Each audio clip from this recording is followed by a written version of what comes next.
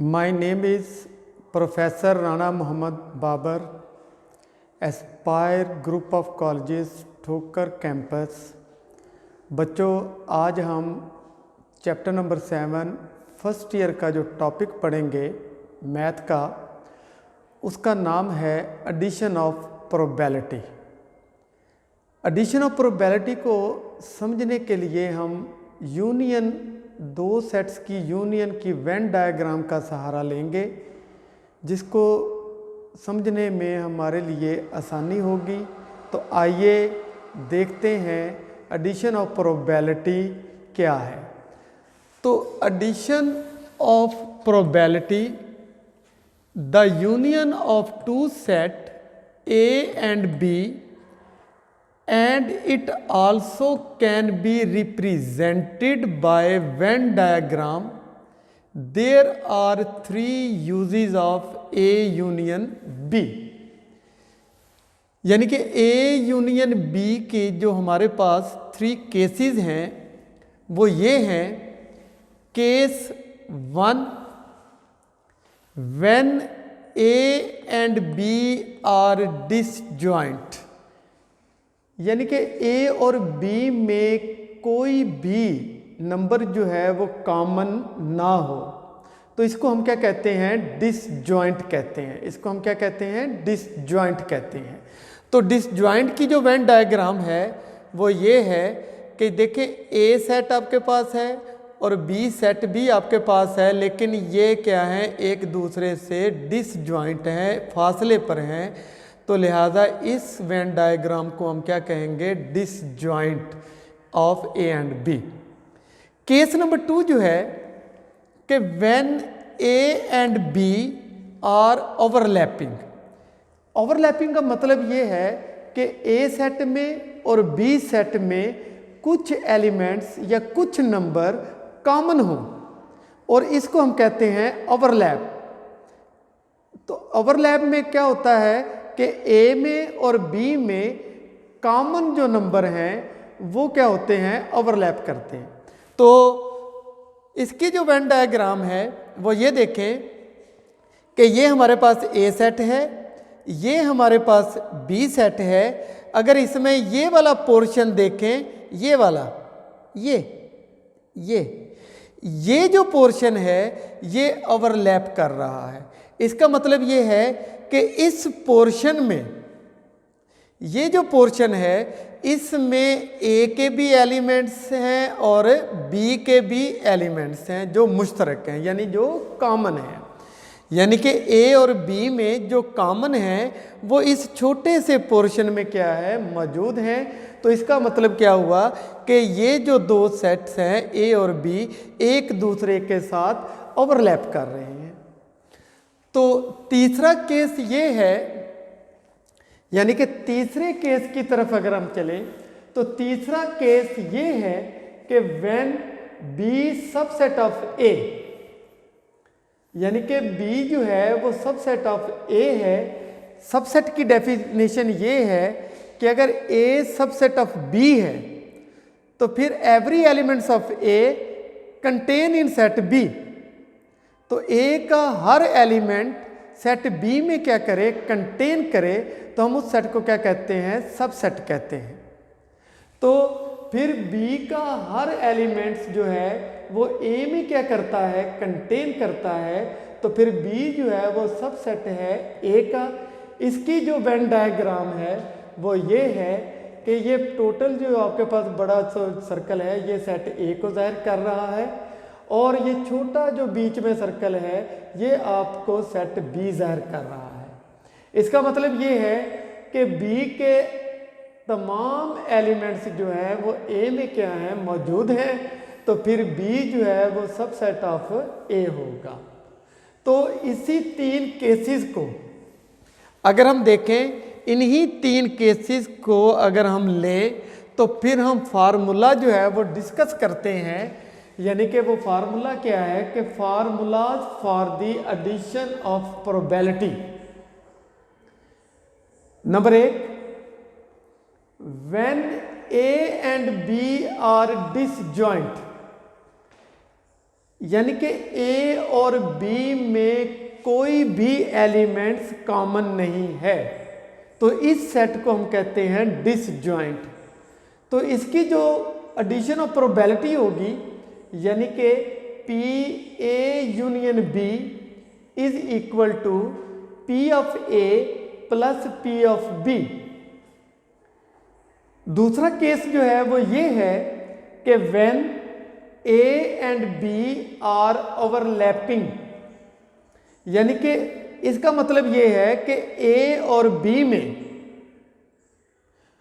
कुछ एलिमेंट्स या कुछ नंबर जो हैं वो क्या हैं, कॉमन हैं। तो फिर जब कॉमन होंगे तो फिर उसकी जो एडिशन ऑफ द प्रोबेबिलिटी है उसका जो फार्मूला है वो ये है कि P into A intersection A union B, यानी कि ये होगा A union B is equal to P of A plus P of B minus P into A intersection B. यानी कि ये दो फार्मूले आपके पास मौजूद हैं, एक डिसजॉइंट के लिए है और दूसरा जो है वो आपके पास क्या है, ओवरलैपिंग के लिए है। यानी कि डिसजॉइंट सेट होगा तो आपके पास, अगर आपके पास इवेंट्स जो हैं वो डिसजॉइंट हैं तो फिर आपने इस वाले फार्मूले को इस्तेमाल करना है। जब आपके पास इवेंट में से कुछ कॉमन आ रहा है तो फिर आपने इस वाले फार्मूले को क्या करना है, इस्तेमाल करना है। आइए हम एक्सरसाइज 7.7 की तरफ चलते हैं कि 7.7 में question number 3, a natural number is chosen out of first 50 natural numbers, कि एक नेचुरल नंबर में से हमने पहले 50 नेचुरल नंबर्स को चूज किया, यानी कि उसे बाहर निकाला। What is probability that chosen number, कि वो जो चूजन नंबर की प्रोबेबिलिटी है जिनको हमने चुना है, इज अ मल्टीपल ऑफ 3 और 5, यानी कि वो जो नंबर हम चूज कर रहे हैं वो या तो 3 के मल्टीपल हो या क्या हो, 5 के मल्टीपल हो। तो इनके दरमियान आपने क्या करनी है, प्रोबेबिलिटी को क्या करना है, मालूम करना है।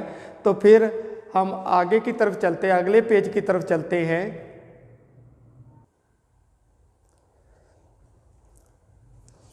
तो चले आइए हम अब क्वेश्चन के सॉल्यूशन की तरफ चलते हैं। तो सॉल्यूशन ये है कि हमारे पास जो सैंपल स्पेस है फर्स्ट 50 नेचुरल नंबर की, उसको हम डिनोट करेंगे, रिप्रेजेंट करेंगे ऐसे।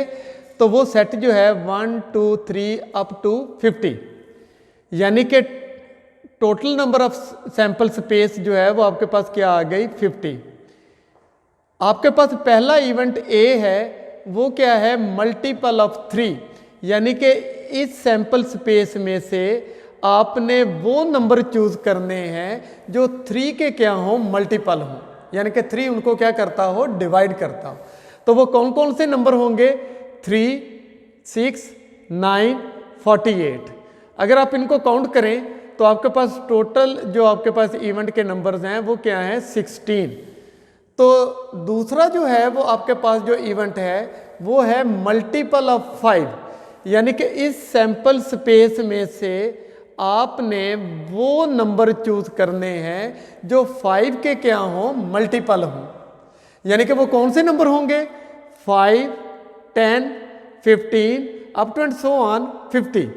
अगर इनकी काउंट किया जाए तो ये टोटल नंबर्स जो बनते हैं वो तादाद जो है वो है 10, यानी कि NB इज इक्वल टू 10। अब देखें, अब हमने दूसरा केस डिस्कस करना है, क्या इवेंट ए और इवेंट बी में कोई कॉमन तो नहीं है, यानी कि ओवरलैप तो नहीं कर रहा ये सेट। तो अगर ये ओवरलैप कर रहा है तो फिर हम देखते हैं ए इंटरसेक्शन बी। अब देखें, अगर इस सेट में देखें तो 15 भी आएगा क्योंकि 15 जो है वो 3 का मल्टीपल है, इधर भी 15 आएगा क्योंकि वो 5 का मल्टीपल है। तो वो आपके पास दोनों में क्या है, कॉमन है। इवेंट ए में भी मौजूद है, इवेंट बी में भी मौजूद है। इसी तरीके से 30 जो है वो इवेंट ए में भी मौजूद है और इवेंट बी में भी मौजूद है। और 45 जो है वो 3 का मल्टीपल भी है और 5 का मल्टीपल भी है, जो इवेंट ए में भी मौजूद है और इवेंट बी में भी मौजूद है। तो फिर ए इंटरसेक्शन बी क्या आ गया, 15, 30, 45। तो फिर n into A intersection B this is equal to 3। अब चूंकि इसमें कॉमन है तो फिर हम इसकी प्रोबेबिलिटी जो फार्मूला है वो ये लगाएंगे कि P into A union B is equal to P of A plus P of B minus P into A intersection B. Probability of A का जो फार्मूला है वो है n into A over n into S. Probability of the B यानी कि B का जो formula है, प्रोबेबिलिटी बी का जो फार्मूला है वो ये है n into B over n into S. और probability of A intersection B वो फार्मूला क्या होगा, minus n into A intersection B over N S. अब वैल्यू जो है वो हम इसमें क्या करेंगे, पुट करेंगे। एन ए जो है वो आपके पास 16 है, एन एस जो है वो आपके पास क्या है, 50 है। तो फिर n A over N S 16 over 50। N B जो है वो आपके पास 10 है, यानी कि 10 ओवर 50। और एन ए इंटरसेक्शन बी आपके पास 3 है, एन एस आपके पास क्या है, 50 है। तो 3 ओवर क्या आएगा, 50। तो फिर P into A union B, probability of A union B 1/50 common निकालेंगे तो आपके पास आ जाएगा, जो रिमेनिंग नंबर्स बचेंगे वो क्या हैं, 16 प्लस 10 माइनस 13। तो फिर इनको हम 16 प्लस 10 26 में से माइनस 3 आप क्या करेंगे, निकालेंगे, सब्ट्रैक्ट करेंगे तो वो आपके पास क्या आएगा, 23 ओवर 50। ये आपका क्या है, आंसर है, यानी कि उन इवेंट्स का जो मल्टीपल ऑफ 3 है और मल्टीपल ऑफ 5 है फर्स्ट 50 नेचुरल नंबर्स में। तो नेक्स्ट क्वेश्चन की तरफ हम चलते हैं, यानी कि नेक्स्ट क्वेश्चन जो है वो आपके पास ये है कि 2 dice are thrown that is the probability that sum of the number of dots appearing on them is 4 और 6। यानी कि एक डाइस को हमने 2 दफा जो है वो क्या किया, थ्रो किया। जो हमारे पास इवेंट हैपनिंग हुई कि उनमें से जो डॉट्स आ रहे हैं वो क्या है, 4 और 6। यानी कि आपने उन डॉट्स की प्रोबेबिलिटी मालूम करनी है जो 4 और 6 हैं, यानी कि 4 डॉट्स के दरमियान और 6 डॉट्स, यानी कि उनके सम के दरमियान आपने क्या करनी है, प्रोबेबिलिटी को क्या करना है, मालूम करना है। तो फिर सबसे पहले हम सैंपल स्पेस बनाएंगे। वो सैंपल स्पेस आपके पास ये है कि 1 1 1 2 1 3 1 4 1 5 1 6 2 1 2 2 2 3 2 4 2 5 2 6। इसी तरीके से 3 1 3 2 3 3 3 4 3 5 3 6 4 1 4 2 4 3 4 4 4 5 4 6 5 1 5 2 5 3 5 4 5 5 5 6 6 1 6 2 6 3 6 4 6 5 6 6। ये आपके पास क्या आ गई, सैंपल स्पेस आ गई।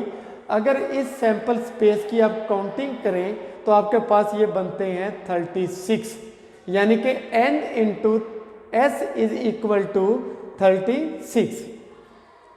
अब पहला इवेंट आपके पास ये है कि सम ऑफ 4 डॉट्स के इनमें से आप क्या करें, वो नंबर चूज करें जो जिनका सम जो है वो क्या है, 4 हो। तो वो कौन कौन से होंगे इवेंट्स आपके पास, वो क्या है, 1 3 2 2 3 1। तो एन ए कितना आ गया आपके पास 3। तो दूसरा इवेंट जो आपके पास है कि सम इज 6 डॉट्स, यानी कि इनमें से आपने वो चूज करने हैं जिनका सम जो है वो क्या आए 6 आए। तो वो कौन कौन से नंबर होंगे 1 5 2 4 3 3 4 2 5 1। तो इसका मतलब ये है कि अगर इसको काउंट किया जाए तो 1 2 3 4 5, तो n into 5 this is equal to 5। अब हम इसकी प्रोबेबिलिटी जो है वो क्या करते हैं मालूम करते हैं। तो इसकी जो प्रोबेबिलिटी है वो ये है कि P into A union B is equal to P of A plus P of B।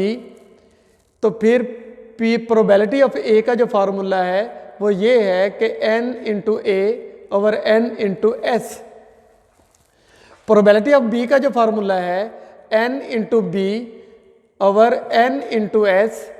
तो फिर हमारे पास एन ए कितना है वो है 3। तो फिर और एन एस कितना है आपके पास क्या है 36। तो फिर ये आएगा 3 ओवर 36। एन बी कितना है आपके पास 5। एन एस कितना है आपके पास 36। तो वो आपके पास आएगा 5 ओवर 36। 1 ओवर 36 कॉमन निकालेंगे तो 3 प्लस 5, 5 प्लस 3 जो होगा वो 8 होगा। तो इनको काट दें तो ये आ जाएगा 2 ओवर 9।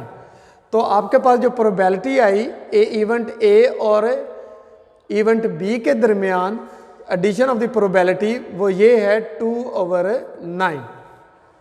इसी तरीके से हमारे पास क्वेश्चन है सैंपल स्पेस हमें दी गई है 1 2 3 up to and so on 9। Event A जो आपको सेट दिया गया है वो है 2 4 6 8। बी जो दिया गया है वो है 1 3 5। आपने फाइंड आउट करना है P into A union B.